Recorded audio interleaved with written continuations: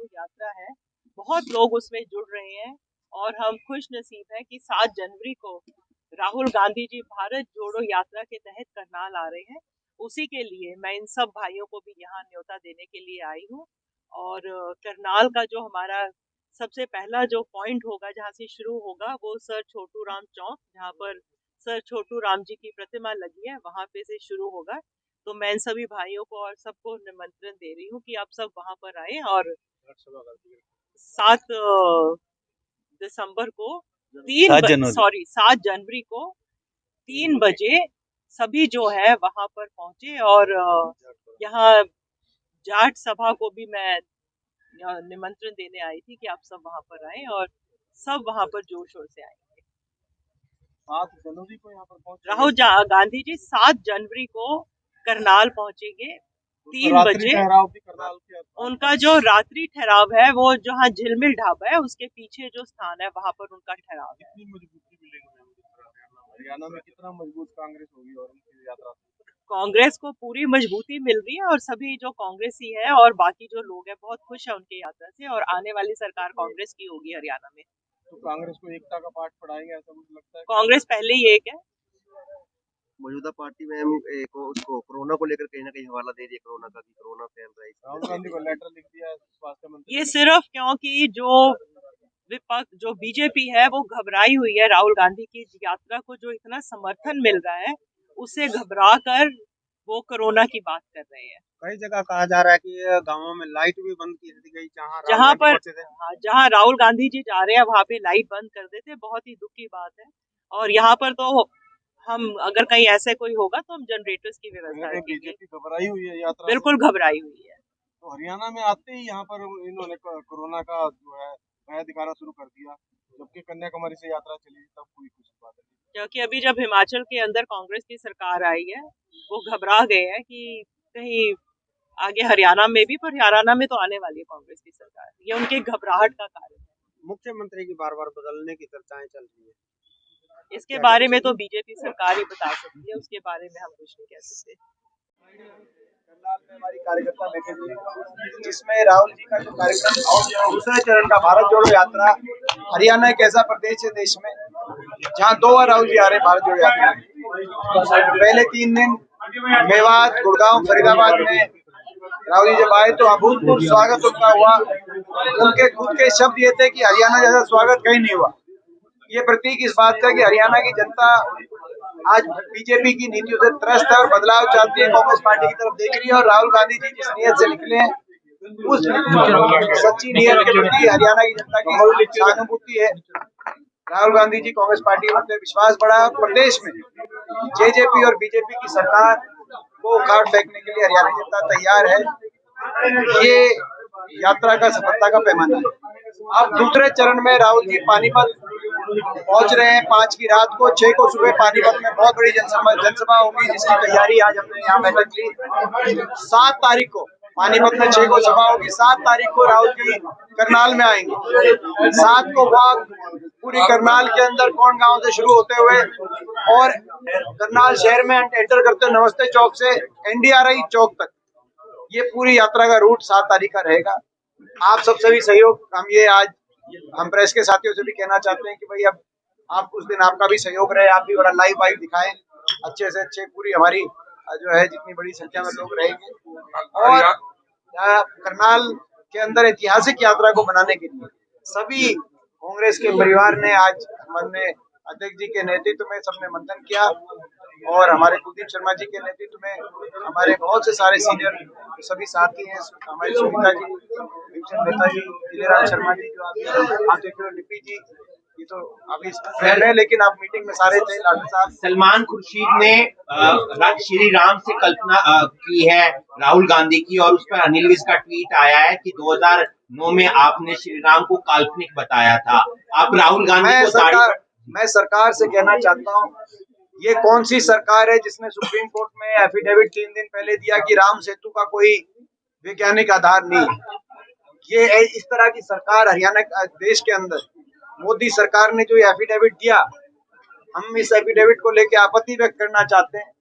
क्योंकि आप रामेश्वरम में जाके देखो, वहां पे राम सेतु जो एक जिसको इस सरकार ने इस राम सेतु को नकारने का काम किया, सुप्रीम कोर्ट में एफिडेविट देके मोदी सरकार ने, ये इस सरकार का बड़ा गलत स्टैंड है।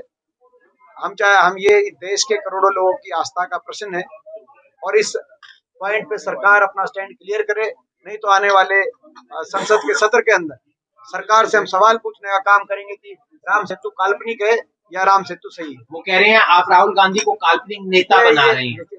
उनकी बात इतना ज्यादा कोई सीरियसली हम लेते नहीं, आप भी नहीं लेते, हरियाणा प्रदेश के लोग, तो इतना कोई मायने नहीं। आपको उत्तर प्रदेश का ऑब्जर्वर बनाया गया है।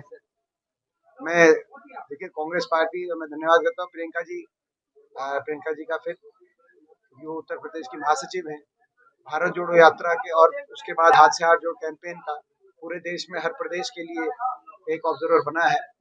तो उसमें प्रियंका जी का मैं विशेष तौर धन्यवाद करता हूँ, खड़गे जी का धन्यवाद करते हैं कि राहुल जी का भी उत्तर प्रदेश की जिम्मेदारी, अहम प्रदेश है उत्तर प्रदेश, उन्होंने वहाँ जिम्मेदारी दी है। तो कांग्रेस पार्टी में जो भी हमारी जिम्मेदारी मिलती रहती है, हम उस जिम्मेदारी को निभाते हैं। करनाल में राहुल गांधी आ रहे हैं, मुख्यमंत्री हरियाणा का विधानसभा क्षेत्र भी है करनाल में, तो किस तरह से आप प्रशासनिक अधिकारियों से कुछ उम्मीद करना चाह रहे हैं? देखिए करनाल जब वो आएंगे और पूरे हरियाणा में से जा रहे हैं, प्रशासनिक अधिकारियों का ये कर्तव्य होना चाहिए कि वो इसमें सहयोग करें, क्योंकि ये कोई जो है, जब लाखों लोग इसमें सफर करते हैं तो ये प्रशासन का, सरकार का दायित्व तो हो जाता है कि उनको सुविधाएं, लेकिन ये ऐसी सरकार है, आपकी जानकारी में ला दूं, 3 दिन लगातार, पहले प्रथम चरण में फरीदाबाद, गुड़गांव, मेवात, जहां से गए वहां पे लाइट काटने का काम हुआ, बिजली नहीं है, बिजली गुल कर दी, सड़कें वैसी टूटी हुई हैं, टोल रोड को छोड़ के हरियाणा में कोई सड़क ऐसी है नहीं जिसमें गड्ढे ना हो, करनाल में वही स्थिति है, सड़कों की स्थिति खराब है, ऊपर से बिजली जो है जब लाइट काट देते हैं तो इतना ऐसी स्थिति बनी कि राहुल जी कहने में मजबूर हुए कि भाई पूरे देश में यात्रा करके आए, लेकिन यहाँ हरियाणा के अंदर आके उनको जो है, मतलब जो ये महसूस हुआ कि ये सरकार ने विकास की प्रक्रिया चौपट कर दी हरियाणा में। तो राहुल गांधी आ रहे हैं, कल भी आप करनाल में थे, आज भी आप करनाल में हैं, लेकिन आपसी फूट नहीं खत्म हो रही है। कुमारी शैलजा के समर्थक हो, रणदीप सिंह सुरजेवाला के समर्थक हो, बहुत कम लोग आ रहे हैं, उनके खास लीडर्स हैं जो उनके साथ रहते हैं, उनके कार्यक्रमों में नजर आते हैं। आपकी बात बिल्कुल सही है। अगर आज के दिन हरियाणा सबसे ज्यादा अगर फूट कहीं है तो हरियाणा में बीजेपी में फूट, आपकी बात सही है।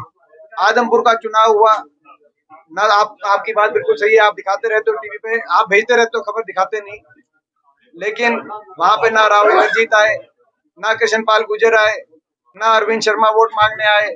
अरविंद शर्मा जी कह रहे हैं कि मुख्यमंत्री जी में समझ नहीं है, ना धर्मवीर सांसद आए, इनके आधे ज्यादा विधायक नहीं आए।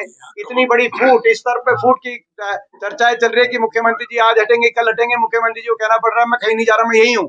किरण चौधरी नहीं, आप ऐसे, आपकी जानकारी आप ठीक करिए। सभी विधायक वहां पे आए, सभी के समर्थन हम धन्यवाद करना चाहते हैं।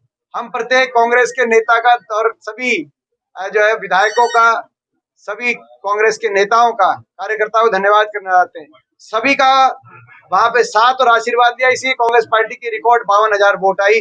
वो 52,000 वोट केवल कोई किसी एक व्यक्ति नहीं, पूरे कांग्रेस के परिवार की थी, सभी ने साथ दिया, हम सबका धन्यवाद करते हैं। और जो है ये भाजपा की फूट की जहां तक बात है, इसको आप जो, चाहे वो धनखड़ साहब हो या भी जो जिला परिषद चुनाव हुए थे उसमें क्या हुआ था, आप इनकी फूट की खबर दिखाते रहते हैं और इनके बारे में हमसे सवाल पूछते रहते हैं। कांग्रेस को आत्ममंथन की जरूरत नहीं है, अभी बीजेपी आत्ममंथन कर रही है।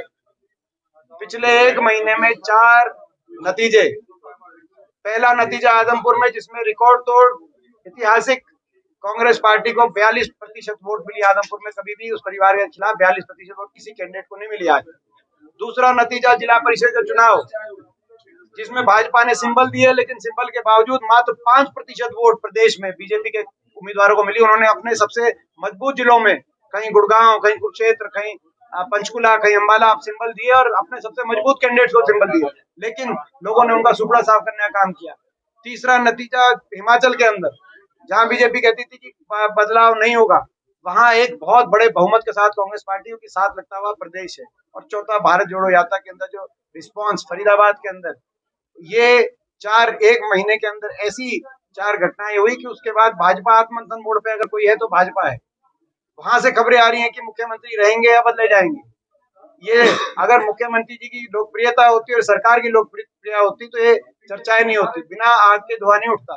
तो कहीं ना कहीं उस सरकार की कितनी लोकप्रियता है कि नहीं है, ये भाजपा वाले भी जानते हैं। सर, आप किस यात्रा का आपने देखा कि जिस दिन से यात्रा प्रवेश की हरियाणा के अंदर, जो सुबह 6 बजे इतनी भीषण सर्दी में जो बेहतरीन जिस तरह से जो रिस्पांस जो लोगों को मिला, और उसके बाद पूरे इसमें मेवात में, सोना में, गुड़गांव जिले में, फरीदाबाद में जो जन समुद्र निकल करके आया, जन सैलाब, लाखों आदमी, 10 किलोमीटर तक जगह नहीं थी, लाखों लोग वहां पर आए। उससे ये पता लगता है कि इस भाजपा से कितने लोग त्रस्त हैं, दुखी हैं। पहले सरकार बना के वैसे उसमें बहुत बड़ा योगदान आपका भी रहा है, मीडिया का। मेरा कहने का मतलब जो जिस तरह से 18 तारीख को दिखाया कि 78 से 83 सीटें बीजेपी की आ रही हैं, तो जो प्रभावित करने का काम किया, जो ये षड्यंत्र रचते हैं लोगों को वोटों का, थोड़ी सी वोटों का अंतर रहा, 40 सीटें आई जो 78 से 83 सीट दिखा रहे थे एबीपी न्यूज पर, आज तक पर, इन पर सारे जो मीडिया चैनलों पर। तो उससे जो वोट प्रभावित हुई वो 83 की तो 40 रहेगी। हाँ, वो 40 नहीं रहती अगर ये सही आईना दिखाते तो 25 से ज्यादा सीट बीजेपी की नहीं, हमारी 15 सीट थोड़ी थोड़ी वोटों से हारी, और उसका मेन कारण ये रहा। और अब जो है हम ये दावा कर सकते हैं कि उन्होंने तो 75 पार नारा झुका दिया था, हम 80 पार करके दिखाएंगे और ये बीजेपी सिंगल डिजिट पर है। अंदर कलह खत्म होगी इस यात्रा के कोई बाद? कलह है ही नहीं, जहाँ कलह है वहां तो आप बात कर नहीं रहे। हमारे पार्टी में कोई कलह नहीं है, सारा स्मूथली चल रहा है। तो संगठन आपने का अभी निर्माण बात होगा? कही, जो अभी उनकी बात कर रहे थे, करण चौधरी भी वहां थी मेवात पे, उसमें आपने देखा करण चौधरी भी थी, बेटी भी थी, श्रुति भी, रणदीप सुरजेवाला भी थे, शैलजा भी थी। कौन सा नेता नहीं था, कौन सा एक सिंगल आदमी। और यहाँ बीजेपी की सारी रैलियों में, सारे जलसा में सभी आते हैं। ये खुद आपका जो करनाल का जो सांसद है, क्या वो गए थे आजमपुर के चुनाव में? अभी कईयों के नाम तो गिना दिए एमपी साहब ने, कौन से वहां पर गए थे? गठबंधन किस तरीके से देखते हैं दुष्यंत चौटाला और बीजेपी का? वो कहाँ गठबंधन है, वो तो जो है वैसे ठग बंधन है, गठबंधन कहाँ है। और वो तो जमा जीरो पार्टी है, उनका तो क्रेडिबिलिटी ही खत्म हो गई कि जिस तरह से उन्होंने बीजेपी के खिलाफ वोट लिए, और जिस तरह से उन्होंने कहा कि बीजेपी को जमुना पार भेजेंगे, और फिर जमुना जी में आकर के पवित्र होकर के बीजेपी में वहीं जाकर के शामिल हो गए। उनकी उनकी बिल्कुल जो विश्वसनीयता है वो प्रदेश में से खत्म है, और कांग्रेस पार्टी भारी बहुमत से जीतेगी। ये भारत जोड़ो यात्रा से सारा बीजेपी डरी हुई है। और इस तरह से जो कोरोना की बात कर रहे थे, कोरोना कहीं, अरे कोरोना है तो उसको साइंटिफिक पहले आप करिए उसको। सब जगह जो इंटरनेशनल फ्लाइट हो, चाहे प्रदेशों के मुख्यमंत्रियों के साथ मीटिंग करनी हो, चाहे उसका जो वैज्ञानिक आधार होना चाहिए। सुबह तो पार्लियामेंट में है प्रधानमंत्री वो जाकर के मास्क लगा के जा रहे हैं, शाम को शादी में बगैर मास्क के घूम रहे हैं। ये ड्रामा नहीं चलेगा, जनता सब समझती है। दीपेंद्र जी, आपको लगता है कोरोना का इस पर प्रभाव पड़ेगा इस यात्रा पर?